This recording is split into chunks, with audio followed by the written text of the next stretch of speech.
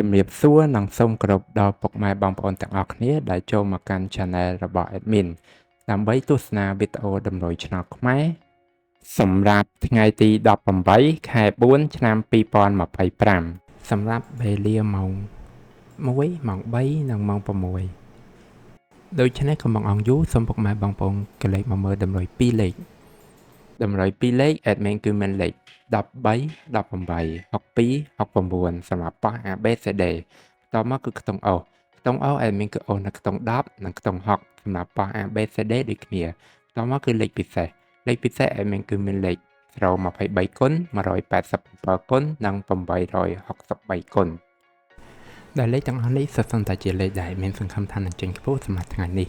អរគុណពុកម៉ែបងប្អូនទាំងអស់គ្នាដែលបានទស្សនាវីដេអូនេះពីដើមរហូតដល់ចប់ក៏ជូនពរពុកម៉ែបងប្អូនទាំងអស់គ្នាធ្វើការសងសំណាននៅថ្ងៃថ្មីទទួលបាននូវការហេងឆ្នះចំទាំងអស់គ្នាជាចុងក្រោយ Admin សូមពុកម៉ែបងប្អូនជួយ Like Subscribe និង Share ដើម្បីជាកម្លាំងចិត្តដល់ Admin ផងនិងដើម្បីពុកម៉ែបងប្អូនទាំងអស់គ្នាទទួលបាននូវវីដេអូថ្មីបានឆាប់រហ័សផងដែរដូច្នេះ Admin សូមជម្រាបលានិងជួបគ្នានៅវីដេអូក្រោយ